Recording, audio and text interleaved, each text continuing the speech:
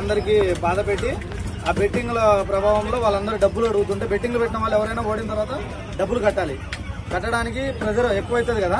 ఇప్పుడు మనకు అది టీడీపీ రిజల్ట్ వచ్చిన తర్వాత అతని మీద ప్రెజర్ పెరిగినప్పుడు అతను చనిపోవడం జరిగింది. కానీ ఇప్పుడు ప్రజలందరూ గమనించాల్సింది ఏంటంటే టీడీపీ ప్రభుత్వం వచ్చింది, అప్పటికి ఇంకా ఏమంటారు ప్రమాణ స్వీకారం చేయలేదు. అప్పటికి వైఎస్ జగన్మోహన్ రెడ్డి గారే ముఖ్యమంత్రి. అది తెలుసుకోండి ప్రజలందరూ. ఇప్పుడు అతను చనిపోయాడు, అతనికి ఎందుకు చనిపోయాడు? అతను చనిపోయాడంటే వైఎస్ జగన్మోహన్ రెడ్డి సీఎం ఉన్నప్పుడే చనిపోయాడు కదా. వైఎస్ జగన్మోహన్ రెడ్డి అధికారంలో ఉన్నప్పుడే చనిపోయాడు. వైఎస్ జగన్మోహన్ రెడ్డి అధికారంలో లేనప్పుడు చనిపోలేదు. టీడీపీ అధికారం చేయి చిక్కించుకోలేదు. ఇంకా అప్పటికి టీడీపీ ప్రభుత్వం ఇంకా అప్పటికి వాళ్ళు ప్రమాణ స్వీకారం చేయలేదు, వాళ్ళు ఇంకా అధికారంలోకి కూడా రాలేదు. వైఎస్ జగన్మోహన్ రెడ్డి గారు ఉన్నప్పుడే జరిగింది. కాబట్టి ఇది 100% కుట్రపూర్వకంగా ఇప్పుడు సంవత్సరం తర్వాత ఇప్పుడు వైఎస్ జగన్మోహన్ రెడ్డి గారికి ఆయనకి చిన్నప్పటి నుంచి అలవాటు అనమాట. వైఎస్ జగన్మోహన్ రెడ్డి గారు రాజకీయాలలోకి వచ్చిన తర్వాత వాళ్ళ నాన్న చనిపోయినప్పుడు వాళ్ళ నాన్న సెంటిమెంట్ వాడుకొని ఒకసారి సీఎం అయ్యిండు. అది అందరికీ తెలుసు. ఆ దగ్గరలో ఒకసారి 64 సీట్లు సంథింగ్ ఎన్నో వచ్చినాయి, 2014 అనుకుంటా. అప్పుడు సీఎం కాలేకపోయాడు, జర్ర మిస్ అయిందని చెప్పేసి బాబాయ్ని వేసేసాడు. తర్వాత బాబాయ్ని వేసేసి 2019కి వచ్చేటరికి చిన్నగా బాగా కబుర్లు చెప్పాడు, అందరికీ ముచ్చట్లు చెప్పిండు. నారవారి రక్త చరిత్ర అది అని చెప్పేసి మా బాబాయ్ని వాళ్ళే పొడిచారు, వీళ్ళు పొడిచారని చెప్పాడు. హార్ట్ అటాక్ అని చెప్పాడు.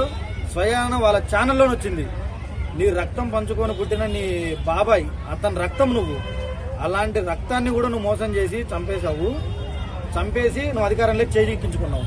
ఇప్పుడు ఏమైందంటే ఇంట్లో చంపడానికి ఎవరు లేకుండా వీలైపోయింది. వాళ్ళ తల్లిని చంపుదామంటే తల్లి లేకుండా పోయింది, చెల్లిని చంపుదామంటే చెల్లి లేకుండా పోయింది, ఎవరి దగ్గర లేరు. ఏ చంపాలంటే ఇంకా భారతీయ గారిని చంపాలి. అంటే ధైర్యం ఈయనకు లేదు. అధికారం కావాలంటే చంపేయాలా? అధికారం కావాలంటే వైఎస్ జగన్మోహన్ రెడ్డి గారు శవాన్ని అడ్డు పెట్టుకునే కదా అధికారం చేస్తారు. ఆయన శవాల దగ్గరికి వెళ్ళి ఈయన ఇక్కిలిన వెళ్ళినపోయింది. ఒక శవం దగ్గరికి వెళ్ళినప్పుడు పరామర్శించడానికి వెళ్ళినప్పుడు అక్కడ ఎంతో దుఃఖంతో బాధతో వాళ్ళ ఫ్యామిలీ ఎంతో ఆవేదనతో వాళ్ళ మనసు మొత్తం చెలించిపోయి ఉంటుంది. ఒక మనిషి మనకు ఈ భూమి మీద లేకుండా దూరం అయిపోయిన తర్వాత వాళ్ళ ఫ్యామిలీ ఎంత శోభపడుతుందో మనందరికీ తెలుసు. ఎందుకంటే మన పూర్వీకులో లేకపోతే మనకు సంబంధించిన వాళ్ళు లేకపోతే మన కొలీగ్స్ మన ఫ్రెండ్స్ ఎవరో ఒకరు చనిపోయినప్పుడు మనం బాధపడతాం. ఆ బాధ మనకు కూడా తెలుసు.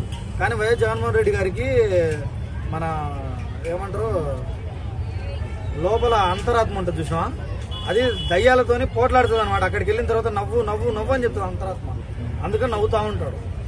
కాదంట కదా పాపం, ఎప్పుడు చూసినా ఆయన మొహం నవ్వుతా ఉండిద్దంట, అందుకని అందరికి అట్లా కనపడుతున్నారు.